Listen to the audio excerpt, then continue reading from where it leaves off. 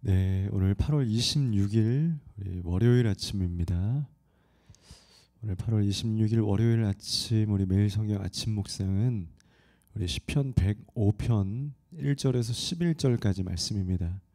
우리 105편이 좀 긴 우리 시편의 말씀인데요. 오늘 나누어서 오늘 월요일은 1절부터 11절까지의 말씀만 먼저 묵상하게 됩니다. 우리 예레미야 말씀이 이제 다 마치게 되었고요. 이제 이번 한 주간은 시편을 묵상하면서 잠시 쉬어가는 주간, 시편의 노래들. 그래서 시편은 특별히 묵상하실 때에 대부분은 그렇게 어려운 내용들은 없습니다. 다 아주 쉬운 구조를 가지고 있고요. 이 시편을 지은 이 각 저자들의 노래, 하나님에 향한 찬송 이런 고백들이 있으니까요. 좀 편안하게 또 영적인 자유를 누리면서 시와 노래라는 마음으로 그 안에서 누려지는 오늘 하루의 나의 또 찬양하는 삶, 노래하는 삶, 하나님 높여드리는 삶, 그것을 기억하며 묵상하면 좋을 것 같습니다. 특별히 시편 105편은요, 겉보기에 이제 일반적인 그런 찬양의 형식을 갖추고 있어요. 그냥 아주 대부분의 시편이 가지고 있는 그 구조를 가지고 있습니다. 그런데 그 내용을 뜯어보면 겉보기에는 그냥 노래인데 내용은 우리가 말하는 회고시라고 말하는 과거를 기억하는 노래를 가지고 있어요. 어떤 미래적인 그런 내용보다는 과거에 하나님이 어떻게 하셨는가, 우리 하나님은 어떤 하나님이냐라고 하는 생각하고 과거를 묵상하는 하나님이에요. 그런 구조와 그 내용들을 가지고 있습니다. 그래서 여러분들 큐티하시면서 우리의 삶을 다시 한번 되돌아보고 기억하면서, 성경에는요 항상 과거를 중요시 여깁니다.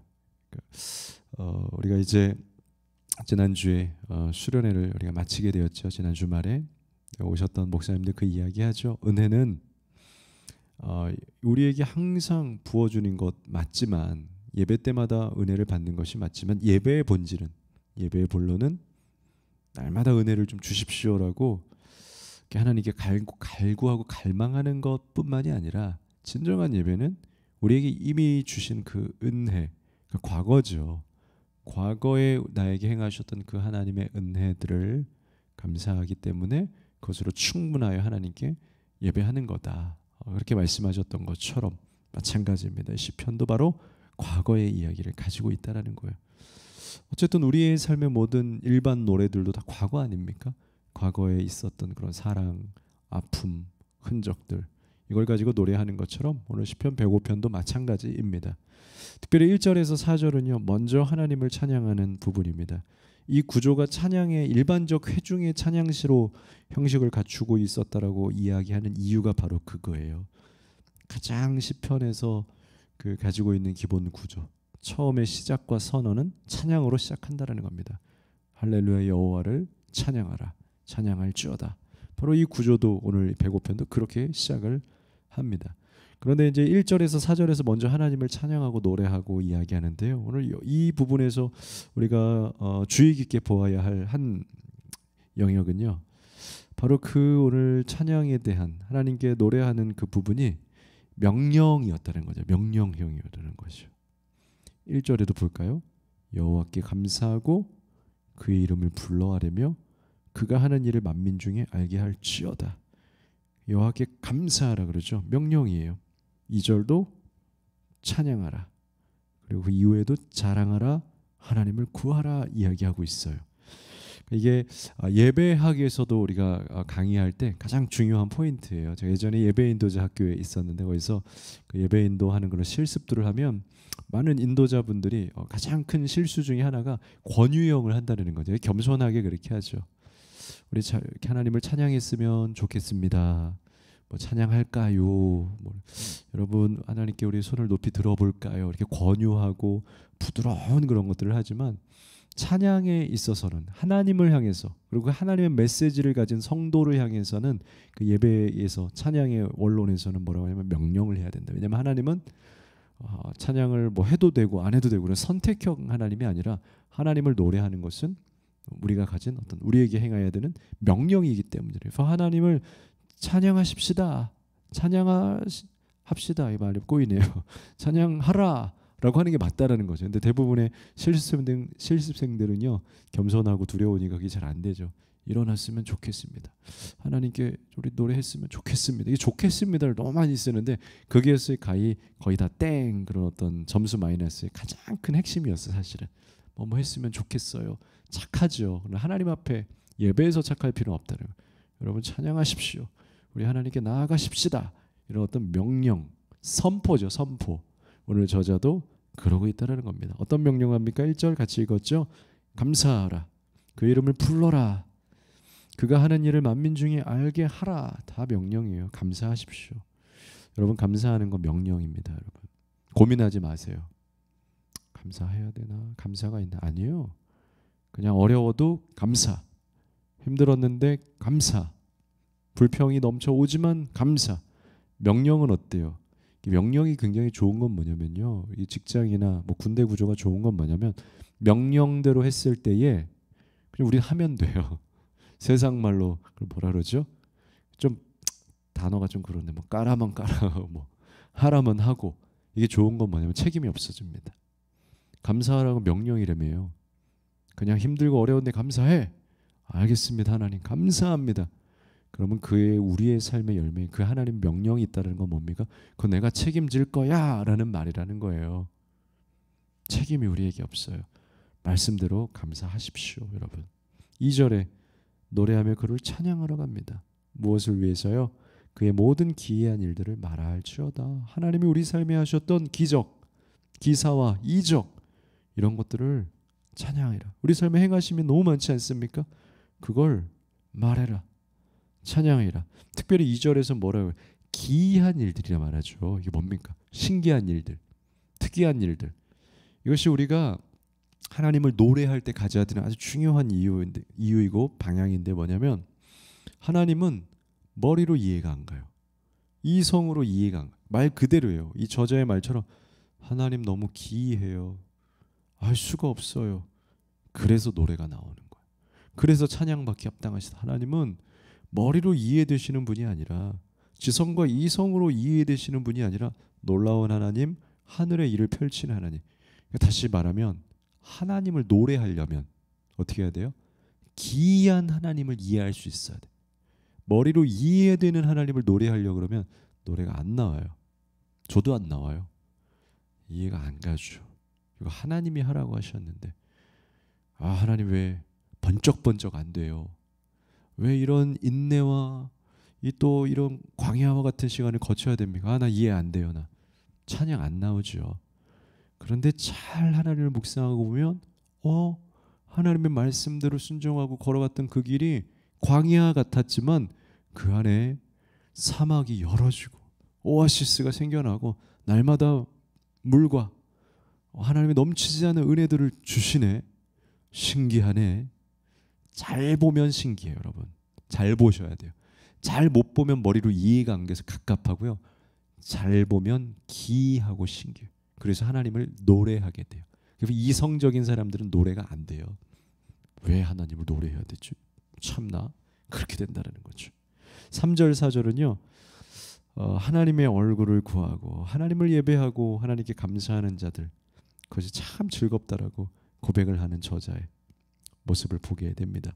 그의 거룩한 이름을 자랑하라, 찬양하라, 자랑하라, 널리 알려라. 여호와를 구하는 자들은 마음이 즐거울지로다. 여호와 그의 능력을 구할지어다. 그의 얼굴을 항상 구할지어다. 여러분 하나님을 항상 구하고 바라보는 자의 삶에 즐거움이 있다라고 오늘 말하고 있습니다. 오늘 시편의 저자가 바로 하나님을 명령처럼 감사하고 찬양하고 자랑하고 결국 그의 삶에 즐거움이 가득하다라는 겁니다. 여러분 그 감사의 명령을 지켜보십시오. 찬양의 명령을 지켜보십시오. 그 책임은 명령의 주체권자에게 있다니까요. 그분이 하라고 했으니까 하는 거예요. 우리는 결국은 그렇게 고백하라고 한 이유는 그 책임을 져주신다는 거 아니에요. 그게 바로 즐거움이라는 겁니다. 우리 감사 없이 우리 뜻대로 불평하고 우리 뜻으로 판단하고 찬양 없이 살아보십시오. 즐거움이 없다라는 거죠. 하나님의 뜻 안에는 즐거움이 있어요. 이후에 5절에서 11절에는 드디어 이제 앞서 이야기한 앞에서의 그냥 무조건적인 선포와 찬양을 이미 4절까지 마쳤어요. 시편은 구렁 구조로 가요. 앞절에서 먼저 하나님을 찬양하고 보는 겁니다. 하나님은 찬양받으시기 마땅하십니다. 이게 가장 예배의 문을 여는 첫 구조예요. 시편의 구조예요. 다 시편을 보십시오. 다 찬양으로 시작해요. 먼저 이유 없습니다. 시작하자마자 구구절절이 내가 이래서 아팠고 이렇게 힘들고 그런 거 없어요. 시작하자마자 먼저 찬양하고 봐요. 그래서 기도도 우리가 할 때 먼저 그렇게 시작하지 않습니까? 하나님 감사합니다. 전능하신 하나님을 찬양. 이렇게 시작하지. 기도 시작하자마자 기도하겠습니다. 하나님 제가 이런 상황이 있는데 이러지 않지 않습니까? 시편의 구조가 마찬가지. 그리고 이제 찬양을 하고 나서 5절부터는요. 이제 내가 하나님을 찬양해야 되는 이유. 그런 이제 자신의 삶의 고백들로 이어져요.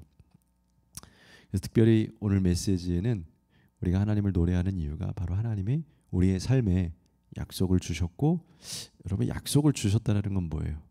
그분이 날 믿는다는 거죠. 그와 내가 관계를 갖는다. 누구랑 꼭꼭 약속했어요. 그건 아무나 길 가다 약속하지 않죠. 우리 다음에 몇 월 며칠에 만나서 함께 맛있는 밥 먹기로 약속해. 이건 굉장한 관계예요. 그 안에 어떤 신뢰가 있다는 거죠. 그게 찬양할 이유인 거예요. 하나님이 이스라엘 백성들과 약속을 하셨어. 왜요? 이스라엘이 뭐길래?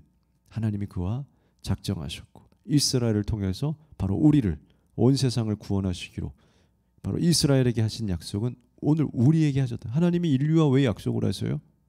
굳이 왜? 하나님 우리를 사랑하시기 때문에. 바로 약속을 우리와 했다는 것만으로도 이건 놀라운 찬양의 이유가 된다는 거예요. 여러분 유명한 여러분들이 만나고 싶은 또 보고 싶은 그런 누군가 있어요. 예를 들어서 그 사람이 연락이 돼서 약속을 했어요. 여러분들하고. 제가 이번 콘서트 때 오시면 꼭 당신하고 악수하고 혹은 사인하거나 아니면 무대에 한번 올라오셔서 꼭 인사하기로 약속해요. 엄청난 거죠. 약속을 했다는 건 굉장한 개입과 관계가 형성됐다는 거예요. 하나님이 이스라엘과 약속하셨어요. 5절 6절 그의 종 아브라함의 후손 곧 택하신 야곱의 자손 너희는 그가 행하신 기적과 그의 이적과 그의 입의 판단을 기억할지어다.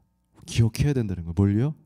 아브라함의 자손들을 통해서 이스라엘에게 주신 약속 그의 행하심을 기억해라.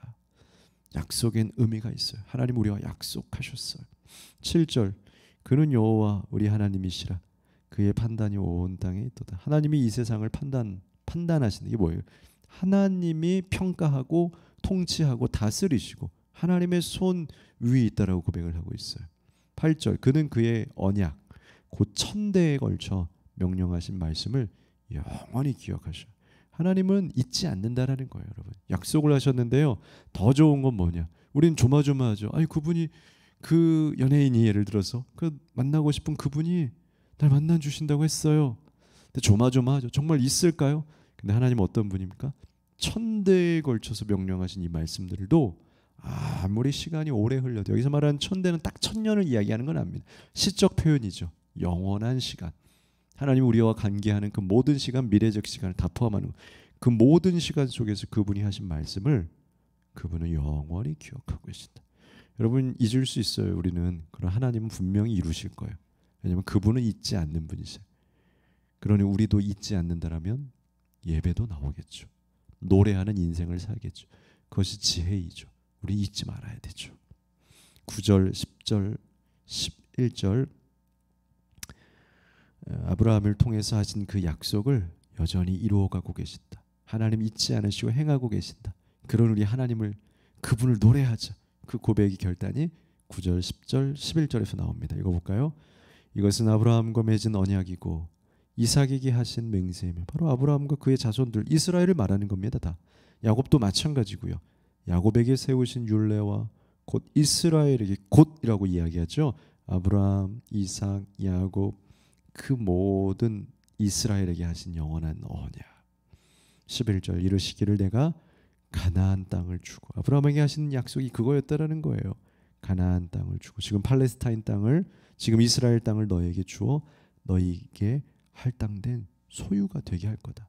너희가 광야가 아니라 집 없는 자가 아니라 하나님의 나라를 소유한 자로서 너희가 복을 누리고 그 복을 온 세상에 증거할 수 있도록 내가 너희와 약속할 거야. 내가 기억할 거야. 그것이 엄청난. 그래서 지금도 그 약속을 이루어 가고 계신 하나님. 그래서 오늘 시편의 저자는 그 하나님을 노래하고 있습니다. 여러분, 하나님은 시간의 하나님, 약속의 하나님입니다. 영원한 시간 속에서 우리의 삶에 반드시 약속을 이루어가고 계신, 우리와 관계하시는 하나님이에요. 말씀으로 약속하셨고 여러분들에게 약속하신 그 구원의 약속, 저 천국의 약속, 하나님 나라의 약속, 내가 너를 나의 자녀로 삼아서 보잘것없고 연약한 존재가 아닌 살아있는 존재요, 영생하는 존재요, 기쁨의 존재로 내가 너와 함께 할 것이다. 그 약속을 우리에게 하셨습니다. 여러분, 그러니 하나님을 찬양하는 인생을 삽시다. 하나님을 높여드리고 영광 돌리는 인생을 사십시다.